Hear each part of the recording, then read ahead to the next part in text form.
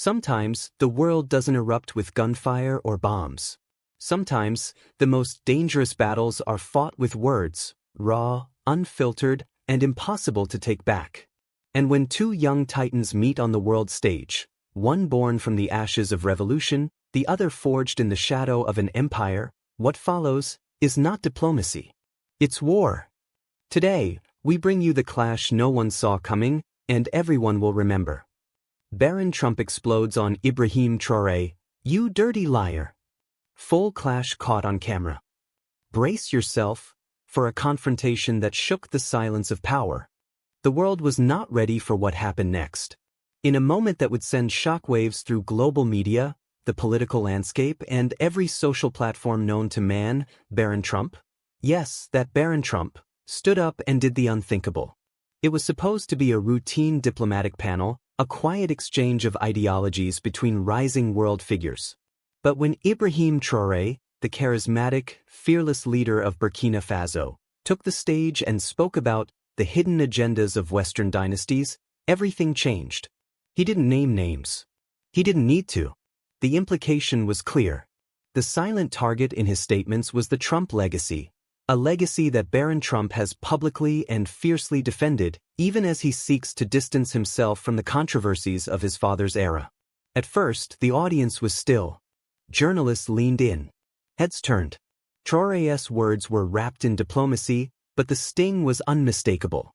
And then it happened. Barron Trump rose. Slowly, calmly, but with an intensity that could melt steel. He turned to Traoré and said, in a tone that was both trembling with fury and terrifyingly measured, "You dirty liar." The room froze. Security stiffened. Cameras zoomed in.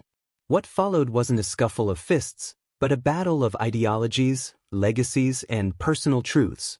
"You stand there," Barron continued, "pretending to fight for justice while twisting history, feeding your people half-truths to score points on the international stage. You want to lecture the world about honesty? You, who shake hands with enemies behind closed doors and smile for the cameras like a savior." Traoré didn't flinch. His eyes locked onto Barron's. But the American fire had been unleashed. "My father may have made enemies, but he never hid them. He said what he believed and faced the world head-on. You, on the other hand, speak of liberation while playing puppet to foreign powers. You speak of truth while drowning in propaganda. You call me a child of corruption? Look in the mirror, Traoré. Look at your deals. Look at your silence when your own people cry out." Gasps echoed through the hall. Traoré stood motionless, but his jaw tightened.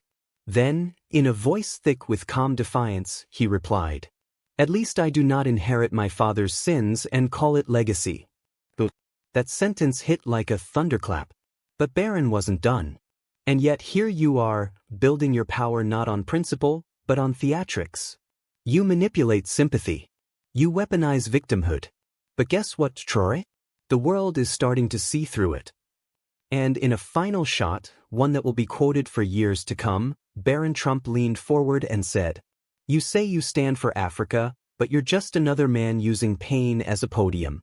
And history will remember that." Silence. Then chaos. Reporters rushed to document the confrontation. Hashtags exploded. Hashtag Trump versus Traoré. Hashtag Dirty Liar Clash. Hashtag Legacy versus Liberation. In that one unforgettable moment, two worlds collided. One, the heir of a global empire raised under the shadow of power. The other, a revolutionary, hailed as a symbol of hope in a continent long scarred by foreign interference. The line was drawn. And the question that now echoed across the globe wasn't who won, but what comes next. The clash was over, but the consequences had just begun. In the hours that followed the confrontation, silence fell across major capitals like a cold, suffocating fog.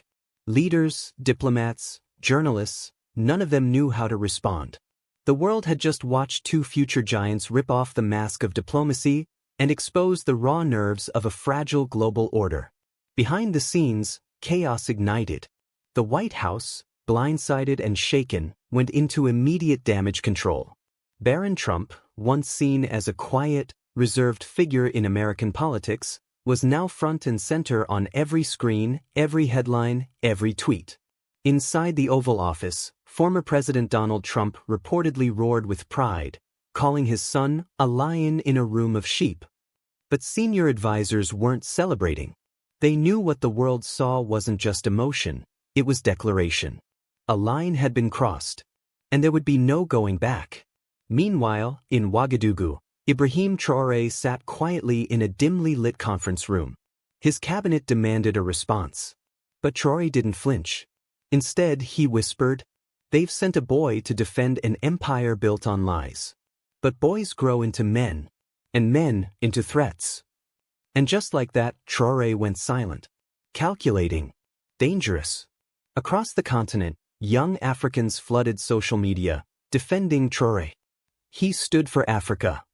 Barron Trump's arrogance proves everything we've been saying. This was more than politics. This was colonial legacy versus African destiny. But it wasn't one-sided. From Florida to New York, American youth rallied behind Barron. He spoke truth to hypocrisy. They've underestimated him, just like they did his father. This is a new Trump. Sharper, stronger, unfiltered. The world had split, again. But this time, it wasn't East versus West. It wasn't North versus South. It was legacy versus liberation. Youth versus experience. Shadow versus spotlight. And in the shadows of this rising storm, whispers began to emerge. Is this the beginning of a new global rivalry? Will this ignite a Cold War between African resistance and Western resurgence? But perhaps the most terrifying question came not from the media, not from think tanks, not from governments, but from the people. If words hit this hard, what happens when actions follow? Barron Trump remained silent after the event. No statements, no press, only a single message posted to his private X account hours later, 3 words that chilled the internet. "I meant it." And as for Ibrahim Traoré, he didn't reply publicly. But a leaked photo showed him standing alone on a balcony that night, facing the stars, phone in hand, lips pressed in a grim line. He too posted just one phrase. "So did I." And just like that, the world held its breath. This wasn't just a clash. This was a collision course. The spark had been lit. The fuse was burning. And the next explosion might not be caught on camera, but it will be felt around the world. The storm beneath, global powers enter the arena. When titans clash, it's never just about them. It's about the hands behind their thrones, the ones who sharpen knives in silence and move pieces across maps stained with oil, gold, and blood. The world thought it was over, a verbal shootout between 2 powerful young men. But in the underground corridors of global intelligence, the clash between Barron Trump and Ibrahim Traoré was viewed as something far more dangerous. A signal, a shift, a crack in the old order. Within 72 hours of the confrontation, untraceable meetings began in Berlin, Istanbul, and Beijing. Every intelligence agency from the CIA to Mossad to DGSE flagged one thing. This isn't random. It's coordinated. Or worse, it's contagious. The American angle, a son of fire. Inside a private compound in Virginia, an elite team of military analysts was assembled. Not for a terrorist threat. Not for a war plan. But for Barron Trump. They reviewed hours of footage. Not just from the summit, but from his private life. Every speech. Every online post. Every offhand remark. One analyst, with 20 years in psychological profiling, said quietly, "He's not his father. He's colder. Calculated. But he's burning inside." Another countered, "No, he's evolving. This kid isn't a wild card. He's a weapon. And someone's just flipped the switch."